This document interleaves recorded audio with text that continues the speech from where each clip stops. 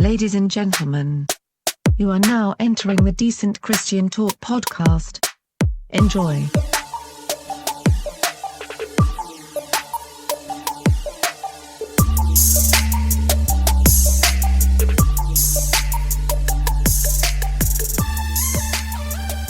Decent Christian Talk, episode number 115.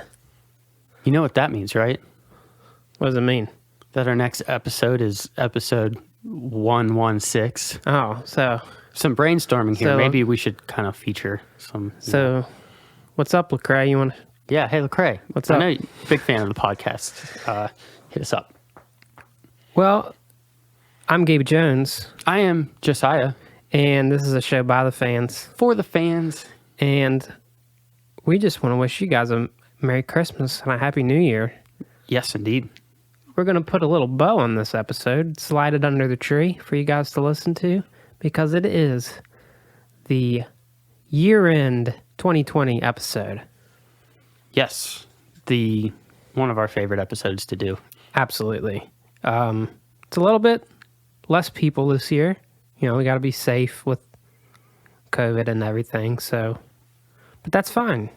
You know, we're being responsible, and you know, hopefully next year we can have 20 people, and it'll be a 10-part episode. Yeah. And I mean, we were going to have Brendan, but we decided his opinions didn't really matter.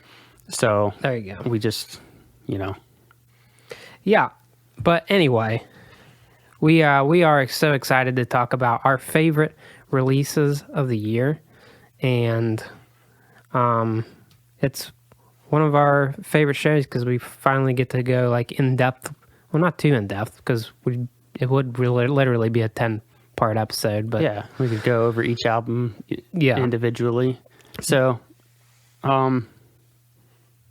yeah, just a reflection on this year, though. Not something that was released this year, but what is your most listened to album this year, do you think? Because I know mine for sure. Well, if I had to go back and just like look at my Spotify, you know, the thing that they give you, Yeah. it's a toss-up because there's a lot of stuff mixed in from last year. There's a lot of stuff that my son listened to. You know, based off the playlist that they gave me, it was the Frozen 2 soundtrack. Oh, incredible. So there you go. Let It Go. That's Frozen 1. Oh, I'm sorry. I Get didn't. with it. My most listened to album of this year is definitely the Norma Jean album right at the end of last year in Gotcha. October. So I just wanted to kick it off with an honorable mention because Okay. one of my favorite things about this episode is I have listened to more music in the past few weeks, more diverse music, because I've been kind of studying to do this year-end review podcast, and I've definitely found some things that I'm probably going to listen to a lot next year.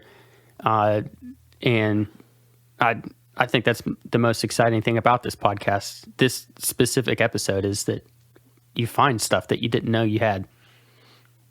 Definitely. And it's a chance to go back and listen to some stuff that maybe you missed, and also like go back and listen to something that maybe you hadn't listened to. You know, maybe an album came out earlier in the year and you kind of just want to circle back to it, but it's a fun chance to reflect and revisit and rediscover some music. And so I'm excited, but before we head into that, we need to talk about our Patreon page. That's patreon.com/Decent Christian Talk. For as low as $1 a month, you can join our team. I know people have had some, you know, it's been a rough year with job losses and all that. And, you know, obviously this is a time of year where people's budgets are even tighter because of Christmas, but we'd appreciate any help that you can give us, and it's for as low as $1 a month. You can get bonus episodes. You get our official episodes, our free episodes, early before anybody as well. That's a fun little perk. So what we're doing with this year's year-end bonus episode is we are going to give a couple extra awards, such as most disappointing release of the year. Oof. Who gets the coal this year? Yeah. I like that. I like the bonus. The things. coal award. The best COVID performance.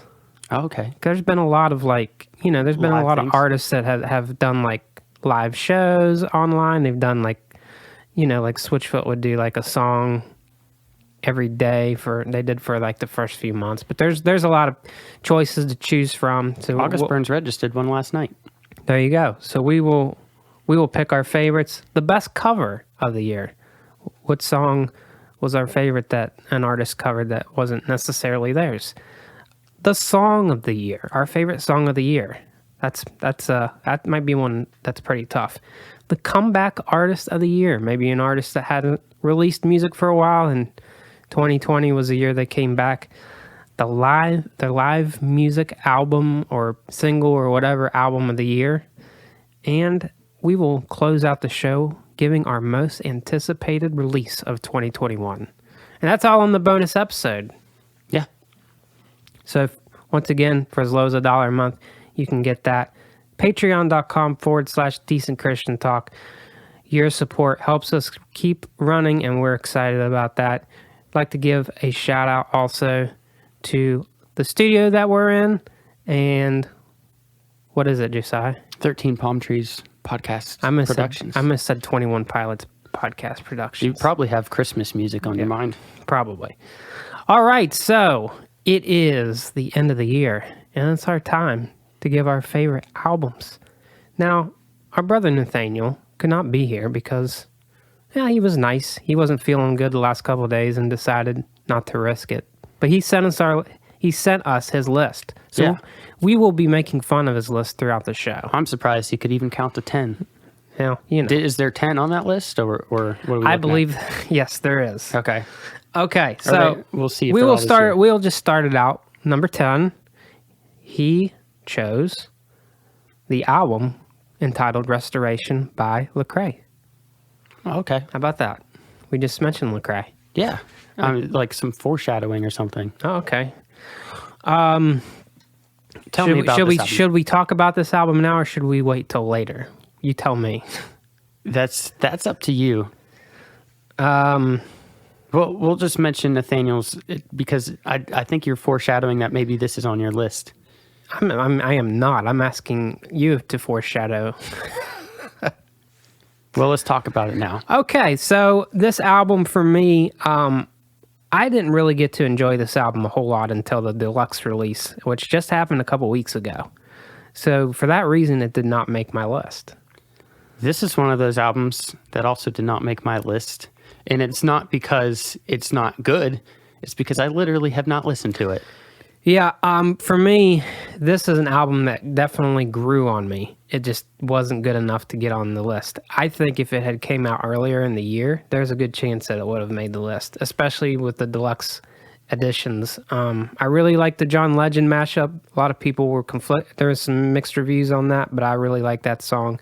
I really dug a lot of the songs on the deluxe edition, like 10 Toes and Please Come Through, Jesus.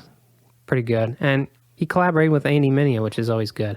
But yeah, it was a good album. If this was the top 15, it would have been on my list. But yeah, and this, like I said, this could have potentially made my list, but there's scrolling through this year, this was one of those albums that I just had not listened to, and I thought, well, shoot. So didn't make it for me. Number 10 for me, John Mark McMillan with the album called People with Dreams. I knew this would make your list. You did, huh? Yeah, Why do you say that? because you love John Mark McMillan. Well, that's not always been the case. Okay. So, like, for me, like, I am somebody that, to be honest with you, I don't listen to a whole lot of, like, worship music stuff. Mm-hmm. Like, there was a time where I did, and then I just kind of got really burnt out on it, and I just stopped. And I just never really got into his worship styled music. And the album that he released before this one, which was called Mercury and Lightning. I gave that a chance and I really liked it, and it was a lot different than his other stuff, because it was more artistic for me, and it was less worship. It was more of like an indie rock alternative style, I guess. And People with Dreams continues with that. I really enjoyed songs like The Road, The Rocks and the Weeds, and Christ Jesus, Juggernaut. John is somebody, he's been on our show. I actually talked to him Labor Day weekend a few years ago, and he was kind of going through a deconstruction at the time. And based on this album, it seems like he's not come out of that, because nobody really truly comes out of that. But I don't know. It feels like there's kind of a renewed faith, I guess, and I can appreciate that. So I really like this album, and it was good enough to land on the top 10. My top 10, number 10. All right. Striper, Even the Devil Believes. Nice.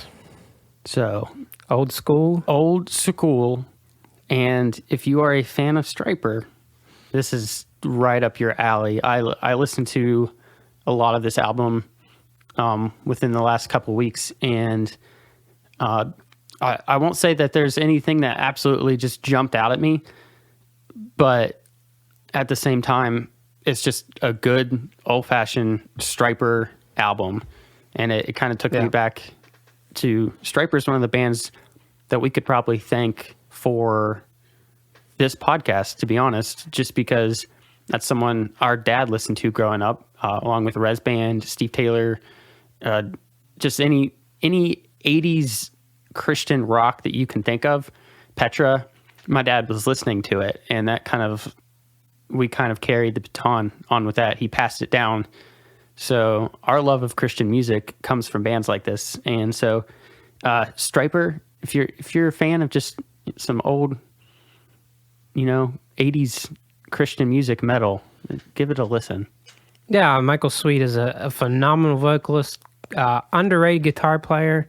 I thought about, his voice on this album. I don't know how he does live, but his voice is fantastic on this album. Oh, yeah. For as long as he's been doing this. And I mean, you can normally tell if someone's been doing it for 40 years, then the voice kind of goes a little bit, but I thought it sounded great. Yeah, and they don't like try to reinvent the wheel or anything. I mean, they have the same kind of style that they've always had, and you play the it hits. Works for them, Yeah, exactly. Cool. All right, number 9 for Nathaniel. He just wrote Dens. So I'm going to interpret this as the album Taming Tongues by Dens. Yes. I'm not going to go into this whole lot right now. Okay. Just because. I will tell you my number 9, and it is a album called Influence by a band called Everything in Slow Motion. Weird. Really? That could potentially be my number 9 as well. Interesting. Well, I will tell you that this is an album much like the Lecrae album. I think that this album only came out in October. So I think that if this had come out in February or March, it could be in my top 5. I just haven't really gotten a chance to listen to it as much as a lot of the albums that ended up being in my top 2 or 3.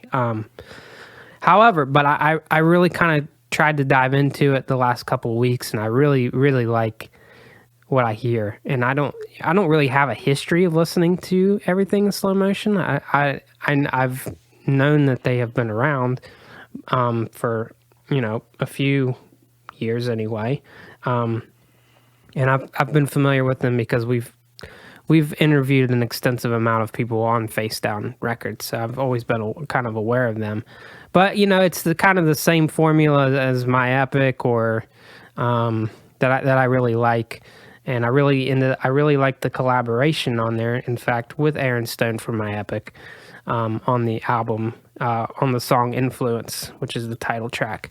But yeah, I really like the sound of the guitars. I really like the sound of the drums on this, especially on Apollo, where it kicks down at the end. I really like that. I just kind of wish I would have had more time with this album, because it has it's really grown on me within the last, probably since like Thanksgiving or so. But, it still was good enough to get into my top 10. I feel the same way. So in preparation for this podcast, I made myself a Spotify playlist, and I went through Jesus Freak Hideout's list of all the releases this year. Shout out to Jesus Freak Hideout. If you ever want to scroll through a list of everything that came out this year, and now they don't get 100% of everything, but they get 98%. They do a good job. They're very good. So in preparation for this, I always bring up that page and scroll through. This isn't even something that I pulled over, because I really never heard of them. And then I went through the Decent Christian Talk Facebook page and scrolled down to all the albums that you posted, and I pulled this album over onto my playlist. And while listening to it over the last few weeks, I thought, wow, you know what? I never heard anything from Everything in Slow Motion before, but this album is very good, and I'm going to keep listening to it even after my homework is done for this episode. So I really liked... This could be on your list next year. This could be on my list next year. To. And yeah. I really liked, and I can't really go too much in depth with it, because like I said, I've been listening to 200 songs over the past few weeks, but this album was really good, and it actually bumped a few... It bumped something off my list. Oh, okay. So I had to put them on here, and unfortunately someone fell by the wayside. I hear you. All right. Number 8 for Nathaniel. He just wrote Classic Crime. Oh, okay. Okay. So I would imagine this was the album called Patterns in the Static. Yes. And this was an honorable mention for me. It was on my honorable mention list. I will admit that the Classic Crime, like, I don't want to say at their peak, but when they were most popular, I would say, I was kind of not listening too were much. One of the bands that we talked about on the last episode. Yeah. Where you just kind of missed an era of music. Right. And that's when the Classic Crime was really popping off. But I ended up really liking this. I really like a lot of the I don't know, there's kind of like a Jimmy Eat World vibes on this album, and I'm a big Jimmy Eat World fan, and I really enjoyed this. It wasn't good enough to make it into my top 10, but again, if it was like my top 12 or to 15, they would be on this list. I really liked the song Miles and Miles. I really liked the song Take the Moment. But it's just one of those albums that you want to roll down your windows and listen to in the summer, and I enjoyed it. It's definitely a vibe, as the kids say. And funny story about this album, while in preparation for this, I was listening to this album, and I pulled over the instrumental version. They released an entire instrumental version. I saw that. I was like, this is really good, but is this all they released? And so I listened to their instrumental version of this album, and it's awesome. I'm not gonna lie, that whole thing is awesome. And then, I mean, it rivals their actual album. That's how good it is. I don't know, sometimes a good instrumental just hits right. You would say it almost sounds the same. It almost sounds the same, except just no words. But, I mean, you know what I mean. Right. People listening, sometimes you just need music and not words. So if you really like the Classic Crime, you have multiple options depending on your mood. Okay, that was Nathaniel's number 8. My number 8 is Leave What's Lost Behind by the Stephen Curtis Chapman Son's Colony House. Okay. This is an album that came out. It was actually one of the very first albums that came out this year. It was released in January. And so I did get a lot of time with this album. And I think, I think that actually may have hurt it because then it kind of got lost. But, one of my favorite songs of the year was a song on this album. It was called Looking for Some Light. And it was kind of a a song that we kind of needed this year. Just, going through the wilderness, going through the tunnel, looking for light. That was a song that I ended up listening to a good bit this year. I really enjoyed the song Original Material. El Capitan, very good song. But, man, Stephen Curtis Chapman's kids know how to write some good music. Chip off the old block. Yeah. I mean, he's been a legend for years. Yeah. My number, are we 8? Number 8. I was confused on number 7 or 8. My number 8 is Anchor and Braille, Tension. Okay. This is a good album. Yep. The reason it is not higher on my list is because every time I pull this album out to listen to it, I say pull out like I actually like through a vinyl or something. Yeah, cassette. Yeah. Every time I listen to this, I listen to a couple songs and then I would just crank it back to Amberlin. And yeah. So I mean that's for those that don't know. Anchor and Braille, whatever the guy's name is. Stephen Christian, the vocalist. Okay. He was the vocalist for Anne Boleyn. And so just hearing his voice is fantastic, to be honest. And the music is very good. Like I said, though, every time I listen to it, I just threw some Anne Boleyn on. And because I know those songs, it's hard work to learn new music. People don't people don't realize that because, and this comes into play later on in my list, where sitting down and listening to something all the way through, like old school Josiah used to do with the lyrics out and just like going in depth, that doesn't happen anymore because I just don't have time for that. Or the physical music. Yeah, exactly. So Anchor and Braille made my list at number 8 though, because I did listen to it all the way through, but probably with some Anne Boleyn songs sprinkled in. There you go. For me, I'm someone that prefers Anne Boleyn. It's always good to hear Stephen Christian's voice. It was good to hear his voice on some of their live streams this year. I'm holding out hope for an Anne Boleyn album sometime. Fingers crossed. All right, that takes us to number 7. And for Nathaniel, it's an album called His Glory Alone by KB. Oh. This is an album that did not make my list, but I did listen to it a few times. I really have enjoyed KB over the years. This is actually, so KB, for those that don't know, left Reach Records. And this is his first album since leaving Reach Records. So you could say it was a big deal, and I think he really wanted to emphasize going back to, I don't like gospel-based, hip-hop, like rap. Basically, this is a worship album. Yeah, I mean it's very much like it's like an old school CHH album, and he did it in a way that was pretty unique, and I enjoyed it.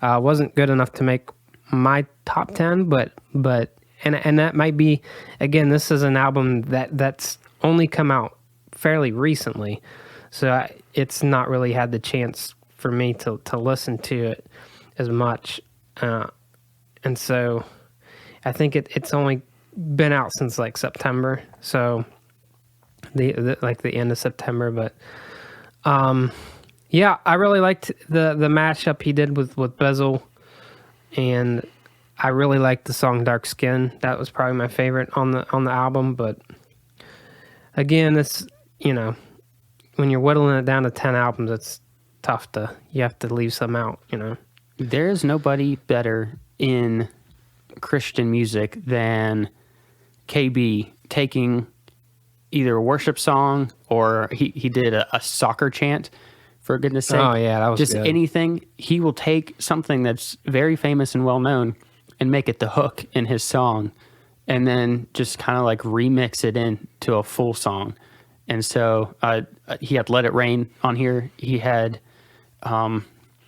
what's the song called? 10,000 Reasons, right? Well, it was called 10K, but he had one song that he did in English and Spanish. Oh, okay. And I can't remember the name of it, for goodness sake.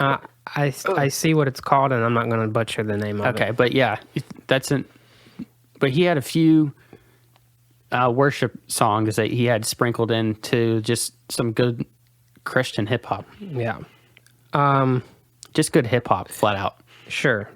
Great album. Go check it out. Number 7 for me is an album from a relative newcomer. And I actually listened to this at the suggestion of some of our friends from our Facebook page. It just recommended it to me. It's an album called Fractioned Heart by Gable Price and Friends. It's hard to explain this album because it's very diverse. Like the first half of it or so is very indie rock, kind of almost like Interpol sound. He being Gable Price, pronouns pal, released a single within the last few weeks called You Are My Country that sounds like House of Heroes. So that's what they sound like when they're rock and roll, I guess. But then like the second half of it is very like worshipful, like kind of like Delirious type stuff. Okay. Which is really good. I prefer the indie rock stuff over the worship stuff just because that's just what I like. There's songs, my 3 favorite are probably Heretic, Awestruck Revival, and Demons. There are some worshipful songs in here that I really dug, like Communion. There's a song called Underdressed. I was on a bike ride when I listened to that song and I had to pull over. It was so good. Like my glasses were fogging up. It was that good. So really great. I really love discovering these newer artists, and I'm great. I'm glad for the networking that happens online that helps me discover that. And this is one of those albums that if it wasn't for that, I would have never found. So yeah, join the Facebook page. So like I said, Gabe has been listing 2 albums a day for the past month. Yes. And that's how I found some of the music that's made my top 10. My number 7 is The Classic Crime. So we've gone over that already a little bit, but this is one of those bands that I used to jam out to back in the day, and they made their triumphant return this year, and it's very good. Very good. I think they did a Kickstarter for this that was insanely successful. They've got a really good fan base. They do have a cult following. Yeah. It's very loyal. Yeah, that's a great addition. Number 6. So Nathaniel listed A Line in the Sand by American Arson. American Arson has been on our podcast. They are on my list of like when music starts back up and live shows, they're like on my list of bands to see. Because they're like a 2-piece and they do some fun things in this live show that I'm kind of like a nerd about. But, I'm going to be honest with you. I haven't really gotten to listen to this album. There's a few singles off of this that I really dug. I did not get to dive into the album as much as I would have liked. I think it's very much worth noting that there's a song called Unbreakable off this album that was a really big success for them. And I can't remember the amount of streams that I saw last, but it's significant for a newer band. And I'm happy for them. There's a really cool guys, and I'm glad that we could have them on the podcast a few years ago. You can go back in the archives and listen to that, and I'm very much looking forward to seeing these guys live someday. So, that was Nathaniel's number 6. My number 6 is an album called Swan Dive by Off-Road Minivan.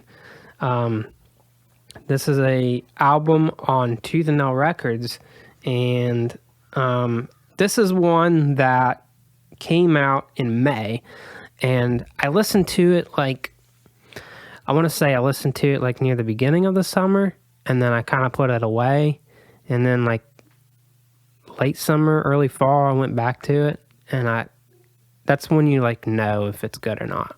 Like, so I listened to it on a bike ride, like from start to finish, and I was like, this is really good. And I think it was one that really, if it would have came out in October, it would not have made my list. Like, it was one that I had to listen to, and I know the song "You" was on Radio U's most requested, not most requested song of the year, but it's on their list. It's pretty high up. I really like the song "Vampire." "Spiral Gaze" is a really good one. But this is not an album that has like screaming on it or anything. It's a very mellow rock type of thing, and it's another one of those albums that you roll down your windows and listen to. But yeah, that is my number 6. My number 6, the greatest Christian rapper ever, John Rubin. There you go. And the only reason that this is not higher on my list is because it actually came out earlier in the year, and I have played it to death already. So that might be my son's fault. I'm in. You know how something comes out and you just play it on repeat, and then you're a little bit tired of it. I'm a little bit tired of it right now, because that's probably, out of all the albums, that's probably my top 1 or 2 most listened to albums that have released this year. And the song "Secular Music" is so good. So good. We might bring it up later for Song of the Year. Okay. And it's just, John Rubin has a very interesting and honest and truthful, sarcastic outlook, and he has a way of putting it into words that just makes you think, and he's very catchy. Well, he lived through a time before the Lecraes and Andy Minios and NFs, where Christian hip-hop, if you wanted to be on a tour, you were kind of like on the side stage, and you're over here, the Newsboys and Mercy Me's are over here, and you stay over there, and they were never taken really seriously. You can play youth groups, and you can play for like $5 maybe, so he lived through that, and then he kind of saw the explosion of CHH, and I don't know. I think a lot of it was kind of pushback for what he experienced, where a lot of it, and KJ52s also spoke about it, like where record executives would tell them, if you want to be successful, you need to put some guitar in your rap songs. Yeah. And they did well at doing that. They really did, but there was a lot of frustration, and this came out in that song and in a lot of the songs that he's done. Yeah, and then he speaks that he's the greatest Christian rapper ever, because he's the only one that actually wants to be classified as a Christian rapper, which is just hilarious. So it's almost a shot at everyone else that's like, I'm a musician. I'm not a Christian band, or I'm not a Christian rapper or whatever. I'm just a musician. I'm a rapper who's a Christian. Yeah, exactly. Yeah. So that made me smile, because I don't know, he's fully embracing his Christian music status.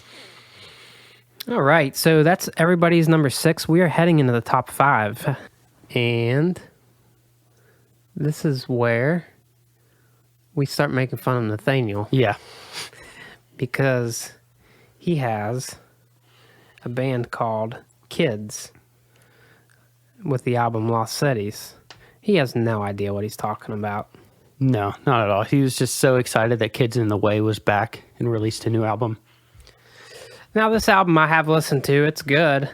Yeah, I pulled it up and I was like, "There's no way Kids in the Way is back." I love them. It's not who he thinks it is. I don't know that he ever actually listened to it, if he actually thought that.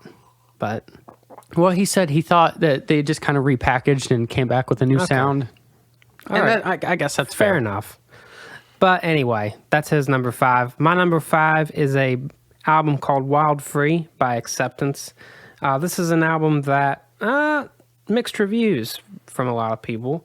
But it was one that I really enjoyed. I enjoy the way that they've reinvented themselves. I know a lot of people don't like that. They prefer, the Acceptance from back in the day, I should say. The Phantoms Acceptance, for lack of a better term. And I like the Phantoms Acceptance. That's when I became a fan of them.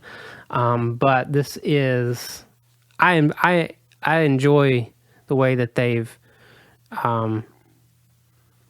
made themselves evolve over time, and this is an album that I really enjoyed.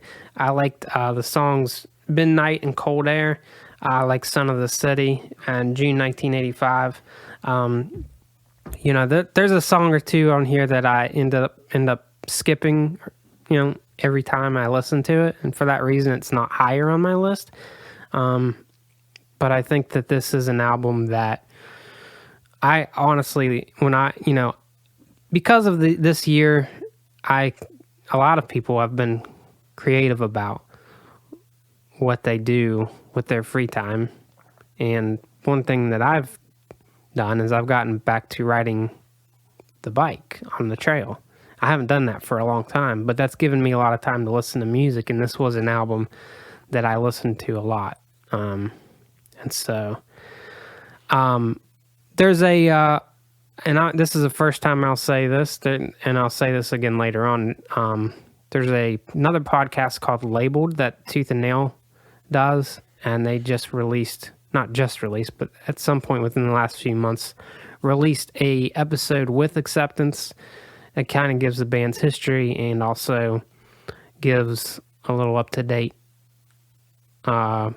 review on this album.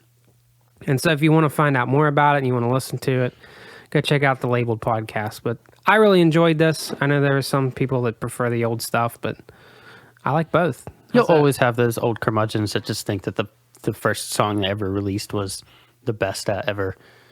So my number 5 is something that I almost guarantee you did not listen to at all. Interesting. My number 5 is The Rocket Summer B-Sides. Okay. The select rarities of 2015 through 2020. So I did not listen to that. They released an album last year in 2019. I forget what that album is called because I have a terrible memory, but they released a B-Sides just kind of what they've been doing from 2015 to 2020, things that didn't get released. And I love the Rocket Summer. They're one of those bands that if you know me and you know the kind of music that I listen to, this is not it at all. They have piano. It's pretty mellow. I wouldn't even call it mellow because they have some summertime roll your windows down jams. But it's just something you can kind of jam out to. I always think of Piano Man. That's a song I love, which just doesn't make sense.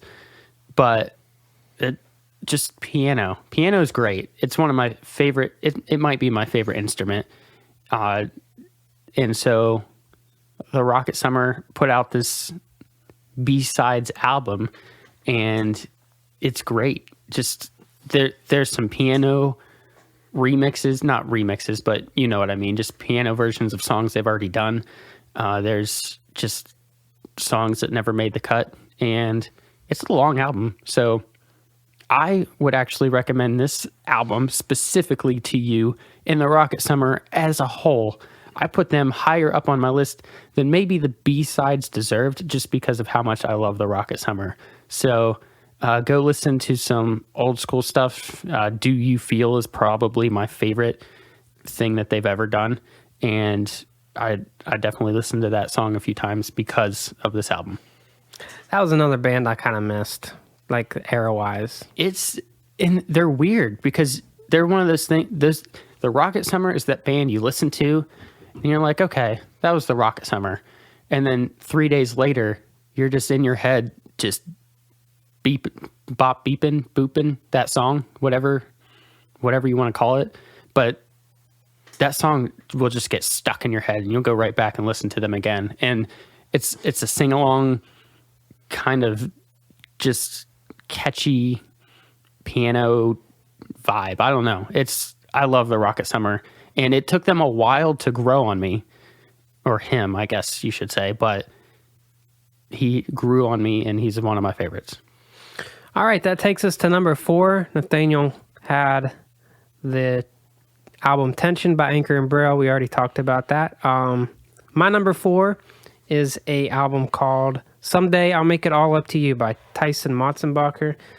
This is a album that came out on Valentine's Day this year. So it's been out for a while.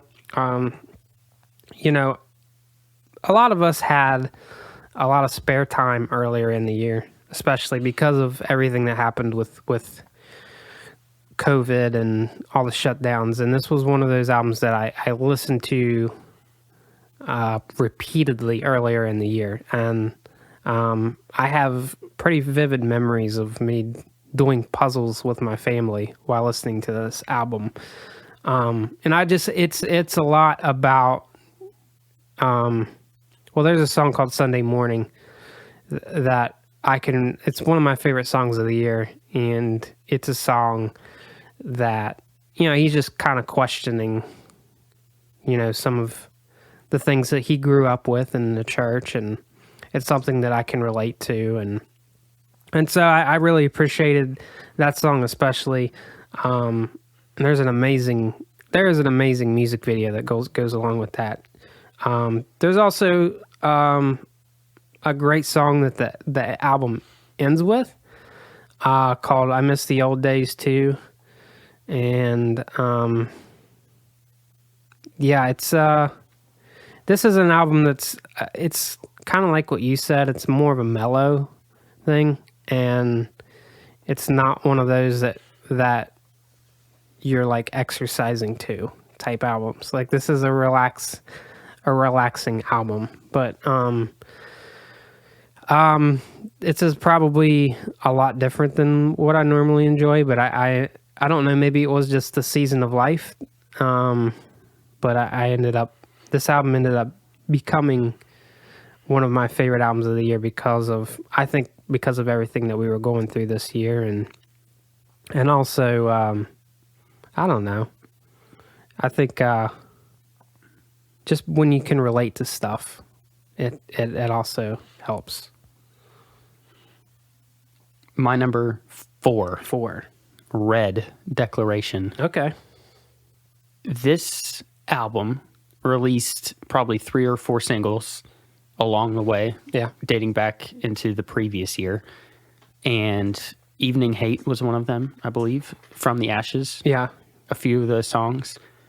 And those 3 or 4 singles are my favorite. Pretty good, yeah. My favorite.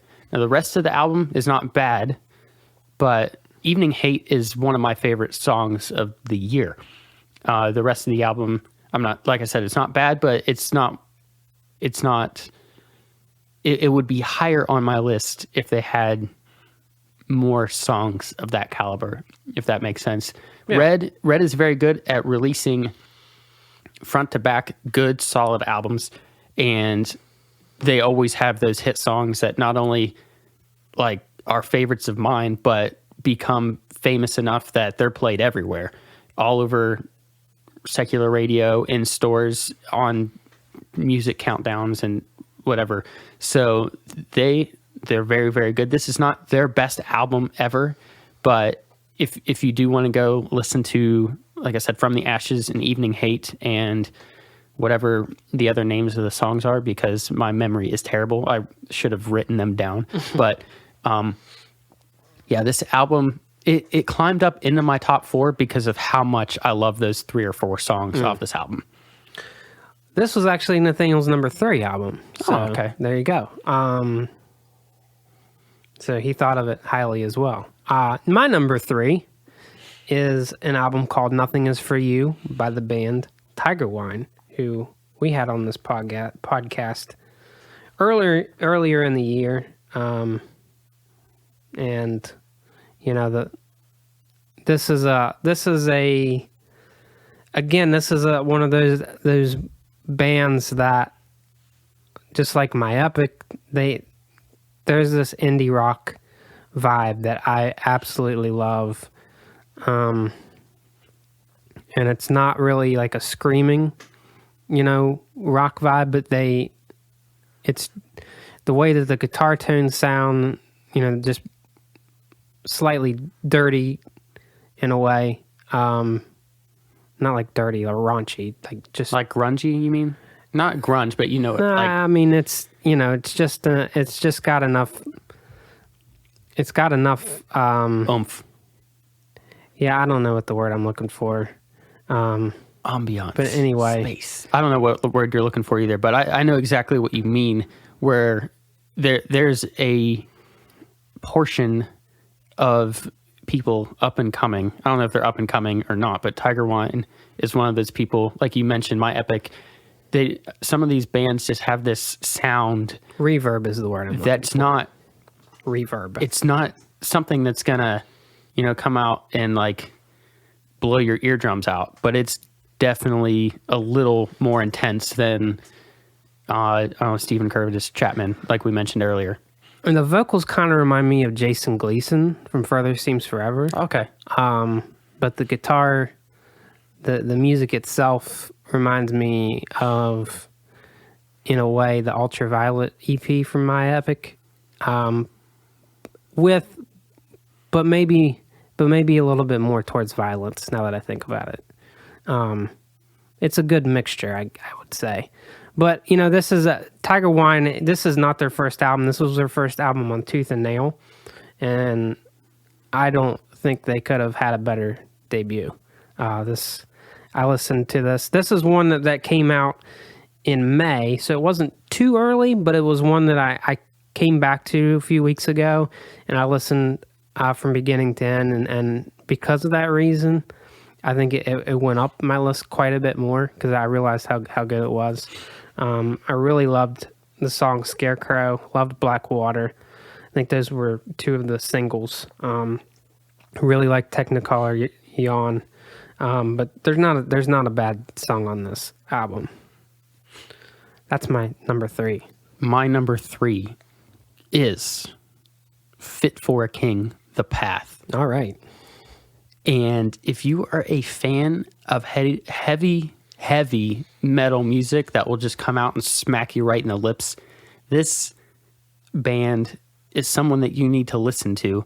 And honestly, this album is not higher up on my list because I did not get a chance to see it live. And Fit for a King is one of those bands that I love this album. I love it a lot. And it's another one that is probably going to be on my 2021 most listened to music of the year. They have a song called God of Fire that I have kind of, been playing on repeat a little bit. And they are so good in a live performance that it takes a great song and makes it elite. So I think if I had seen them perform live, this album, it would be my number 1. But it's something that, like I said, I haven't fully delved into all the nooks and crannies of this album yet, and it suffered in my rankings just a wee bit. It's number 3, which I feel like is very, very good. I wish Nathaniel was here to talk about this album. Yeah, this is one of his favorite bands, and our friend of the pod, Steven, shout out to Steven. I know the Eagles sucked this year, but this is his all-time favorite band. So I actually interviewed Ryan Kirby, the vocalist, way back in the day. It was like when we were just doing the website. And I think this was a day where my wife was pregnant at the time, and we had just gone to see, we had a doctor's appointment because of that. And we were going to get lunch after, and he called me in between, not knowing he was going to call, and we did the interview. And so that's a fun little tidbit. All right, so that takes us to number 2. Number 2, and you can tell me if you want to talk about this right now. It's an album called Guardians by August Burns Red. We are probably going to talk about this a lot in a little bit. Okay, so we'll just leave it at that. My number 2 is an album called Taming Tongues by Dens.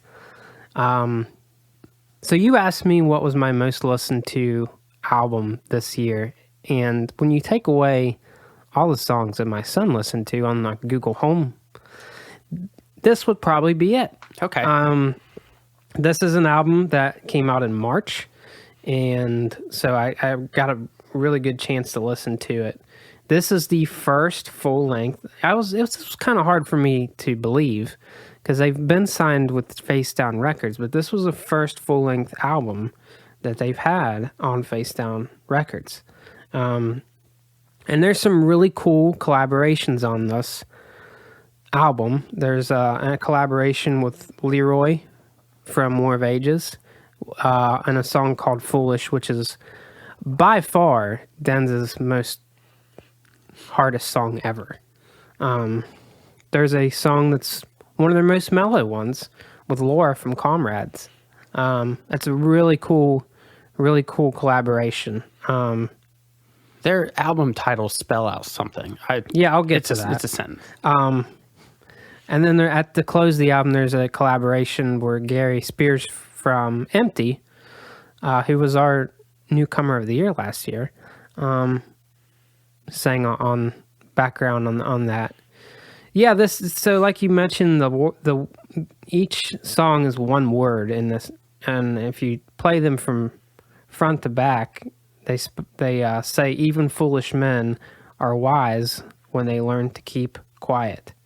So, man, like that's some wisdom there, especially in the world where everybody wants to be heard and everybody wants to be right, and not everybody knows how to listen. And so that was another thing that I really appreciated with this album. And there's the song that Laura sings on touches upon a lot of that, where, you know, we may read something in the scriptures, say one thing, and then we may nod our heads when the pastor says some things from the pulpit in church, but then when we're actually faced with something, we act differently. You know, we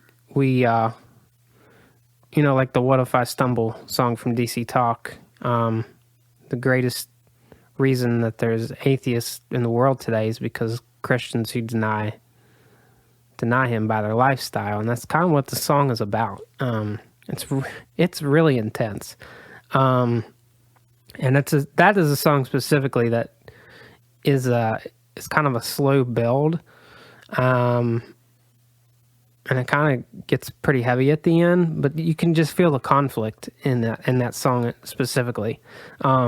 Dens for me, it's fun. This is a band that's been fun for us to watch grow up, right? Like, we interviewed them the summer before they signed a record deal. And so I think they may end up being higher on my list because of that, but I mean, that's not to say that this is not good. This is great. Like, yeah, we're kind of hipster. When they released that song, was that last summer that they released Dead Rise, and that ended up becoming the most requested song on Radio U? That was 2 years ago. Yeah. So when that came out, I sent that song to you, and I said, "They're about to go through the roof." I think this was our newcomer of the year a few years ago, wasn't it? That was right around that time. I won't say that we rocket strapped them, but We're rocket strappers here. We are indeed. But they totally are worthy of this position in the rankings, and the only reason why they're not number one, you'll find out why soon enough. But what about your number two? My number two, I have KB, His Glory Alone. Oh, okay. And this is another album that I believe it was Tommy Retton that told me he didn't like it. So I just didn't listen to it. Then Nathaniel... Way to go, Tommy. Nathaniel, a couple weeks ago, said Tommy Retton's an idiot. And I said, okay. So I started listening to it, and the reason that it is so high on my list, maybe a little higher than it deserves. I like to try to get some diversity in music style on my list, to be honest. But it's an easy thing to listen to because of all the worship songs he has on this list. I mentioned earlier that it is hard work to sit down and learn lyrics or look up different things. There's a lot of songs on this list that I can sing along to that I've never heard before, just because I know these songs. I've been raised in the church my whole life, so I know all these worship songs and hymns and stuff that he likes to throw in to the choruses of his songs. So he's very, very good at that, and it's very catchy. And I send it to our Aunt Kathleen because she loves to work out to hip hop music, and this is her perfect workout album, to be honest. So shout out to Aunt Kathleen and her Whole House podcast. But KB, His Glory Alone, is number 2 on my list, and it's another one that I will probably be listening to a good amount in the upcoming year. All right, so that takes us, we got one more left, but before we get into our number ones, we're going to give some of our honorable mentions. Now, I'm going to specifically, there's a few that are on my list that we've already mentioned, so I am not going to mention those. Because they've already honorably been mentioned.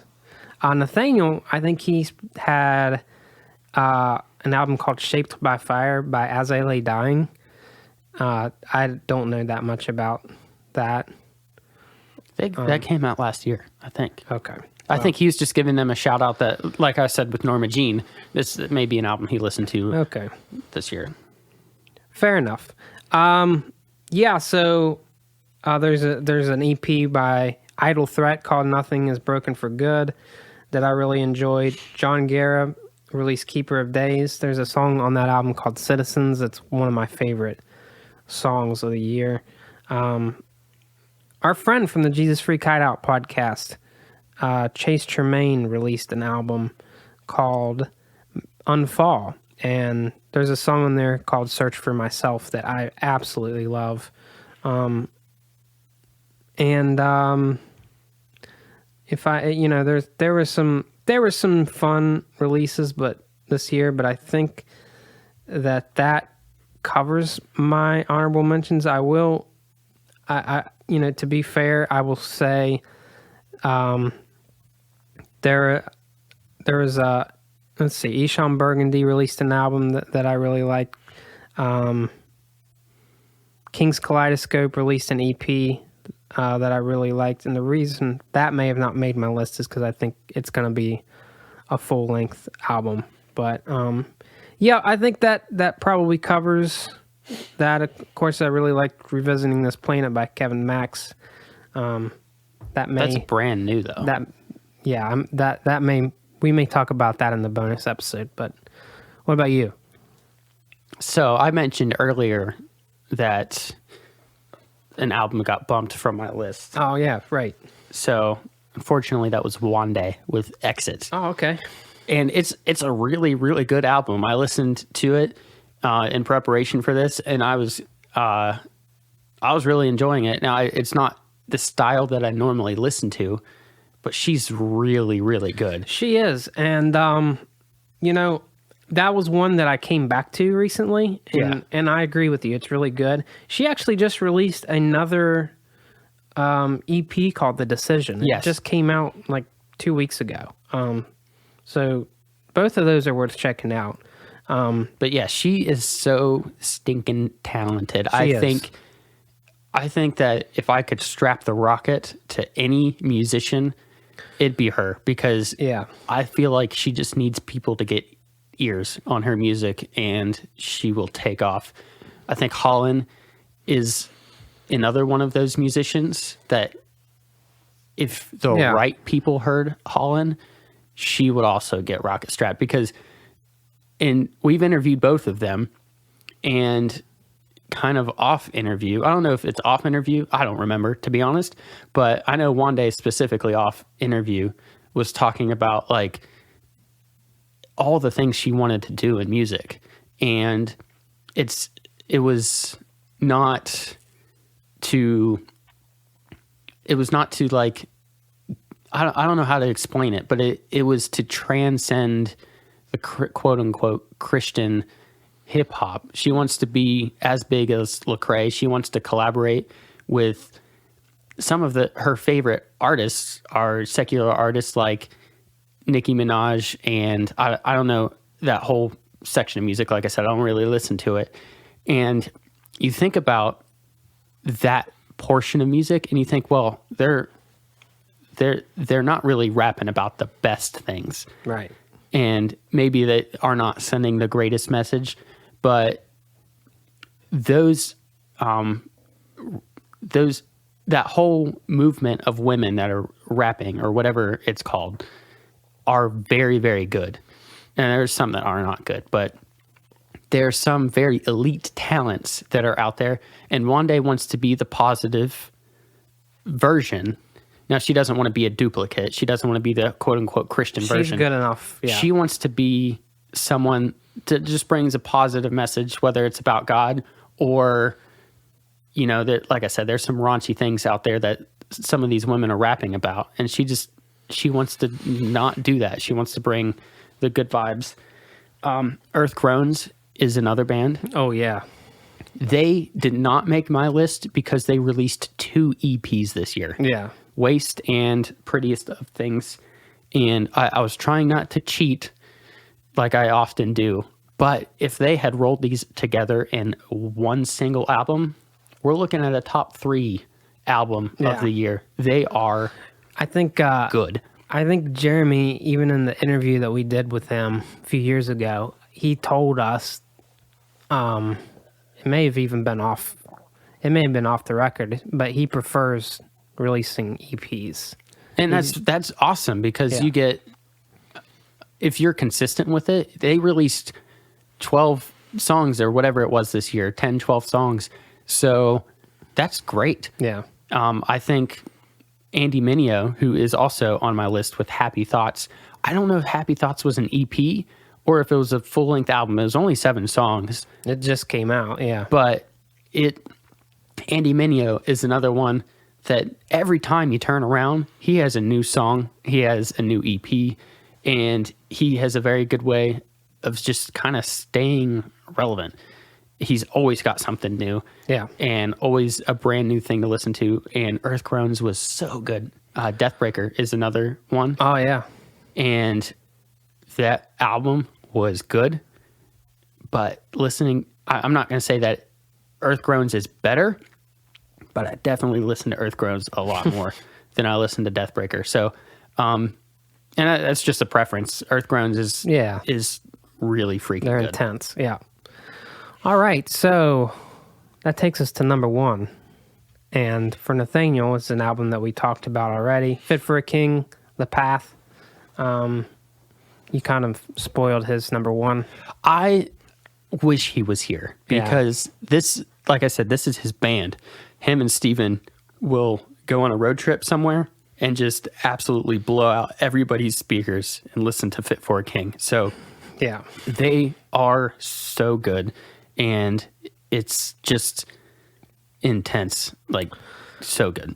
All right, so Taming Tongues by Dens was amazing, and I did not think for a while that they would be topped. However, in September, a band by the name of Slick Shoes released an album called Rotation and Frequency that absolutely blew my socks off. I can't believe I didn't see this coming. This album is everything that I love about music. I like when I think about it, I smile. It's so good.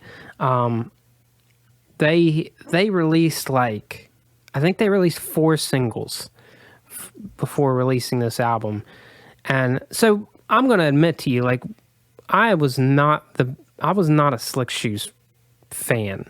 There were songs, they were one of those bands where I listened to an album and there'd be 2 or 3 songs that I loved, but then I don't know, the rest of it just didn't hit with me.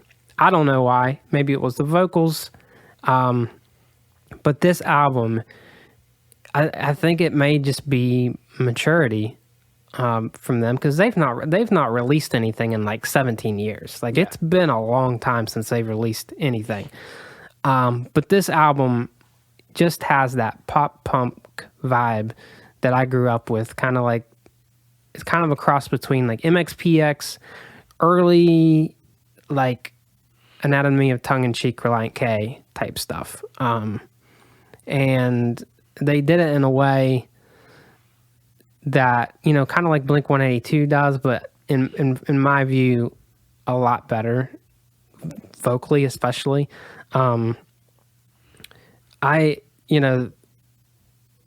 This was another album that I listened to on the bike a lot, and this is the perfect album to listen to while biking, let me tell you, because from start to finish, it is absolutely intense. High energy. Yes. So, it's hard to pick a favorite off this. I really loved Whispers, Carry This. The World's Mine. 2008 was not a single, and it's one of my favorite songs on the album. It's just really hard to pick a favorite off this album. When you grow up with a certain genre that you love, and it's a while since you've heard it, and then you hear it again, it's just man, where have you been all my life? But yeah, number 1. Man, I hope as much as I've enjoyed this album, as much as I know that it'll probably be one of my most listened to in 2021. I hope that it's not another 17 years before they release another album. Like a cicada. Yeah, Slick Shoes is a cicada. All right, so that is my number 1. And no surprise, my number 1. Yes. August Burns Red, Guardians. And like I said, if you've ever listened to me talk, August Burns Red might be my favorite thing going today. Right. And they had a release party on Twitch, which they did it before it was cool to do, because this album was released before anything shut down. Right. They have Heart Support Twitch channel.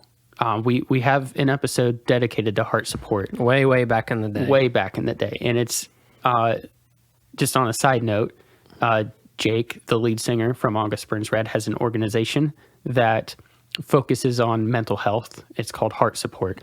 And they have a Twitch channel, and they had Jake on as a guest. And they listened to the album all the way through. He would introduce every song. So this may be the only album out of the whole year that I sat down like I used to, and I set time aside to listen to it all the way through. And he would explain why they did things musically, why they did things lyrically, things that they experimented with that they've never tried before, why songs were written the way they were. And I just think that helped me appreciate this album even more. I know Nathaniel had it on his list, but he didn't necessarily like some of the things they experimented with. They had some clean vocals for maybe the first time ever, and he's like, I like August Burns Red because of how hard and heavy they are. So he didn't necessarily like some of their slower vibes. I would compare this album to, I don't know, Project 86 is very, very good at reinventing themselves on every album, but still staying Project 86. So I would kind of say that this is a very August Burns Red album, but nothing that like they've ever released before. So, but I love this album. They have a song Defender on there that will just absolutely blow your hair off. They have a song called Three Fountains on there, which it will still probably blow your hair off, but if you don't listen to metal, but it's almost like a slow jam. And I just kind of appreciated the diversity of that, and listening to why they did it on, I'm sure you could find the stream anywhere.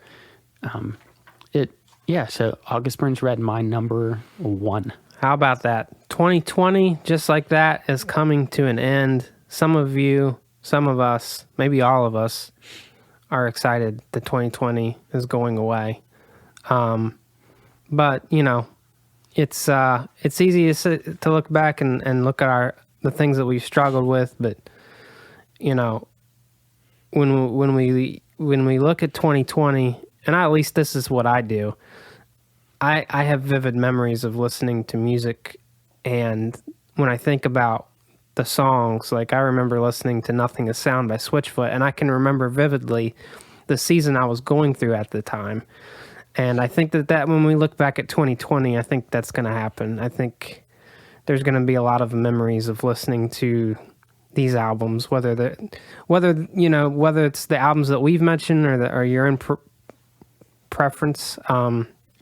I think we'll have a lot of those memories, at least if you consume music in the same way that we do, where we look back and we think what we went through, socially distant from each other, and I think we'll have maybe even a greater appreciation for this year because of that. I think that kind of plays into what my song of the year is. Oh, well, that's coming up on the bonus show. Oh, man. I want to tease it. I want to tease it because I love the song so much. Well, you'll have to check that out on the bonus show. Okay. I will stay silent. Fair enough. About, you know, this we have to honor the bonus show, but you know, I will say you and Nathaniel are on the same planet when it comes to this. I understand your level of concern about me hinting at what some of my favorite songs are. But I don't know. It's kind of like these releases are like one big kaleidoscope. Indeed. Okay. So anyway, hey, you can check that out for as low as $1 a month. We're making all our bonus shows available for $1 during the pandemic, and it's because we want as many people to listen to it as possible. And please, you know, if you can't afford to do this and you want to check out our bonus shows, just send us a message. We'll send you the bonus episode. We will. Come on. In fact, if you go and listen to our most recent podcast, someone that enjoyed our bonus episode a lot was Kevin Max. Yeah. And he gave us a little, told us we're funny. We are. And he pointed something out. I forget what it was. He really liked the way that we described. Oh, he's a peacock. He's a peacock. Yes. So there's a lot of gold that happens. So if you don't know already, we are on Twitter, DC Talk Act 2. We're on Instagram, DC Talk Podcast. We are on Facebook. We've got a Facebook page, Decent Christian Talk, and we've also got a group where we've been posting a lot of these albums throughout the last month. Since Thanksgiving, we've been posting at least 2 albums a day. So go back and check those out. There's a lot of the albums that have been posted that we didn't mention today because there's just so much. I think we posted it after everything's been posted. It'll be like over 60 albums. So there's stuff that hasn't even been released yet. There's stuff on that I posted that I haven't even listened to. Yeah, so, and I know if you want to, if you absolutely hate my list and disagree with everything I said today, there's no better place to yell at me than our discussion page. Yeah, make your own list, post it there. We would love to hear from you. We'll probably have a post to give you the opportunity to do that. There you go. Perfect. Hey, you guys, have a happy Christmas and a happy New Year. And When Christmas saves the year. we really hope that 2021 will be a year to remember in a good way. Don't forget to tip your waiters and waitresses. Thanks. See you guys next time. Don't forget to tip your waiters and waitresses. Thanks.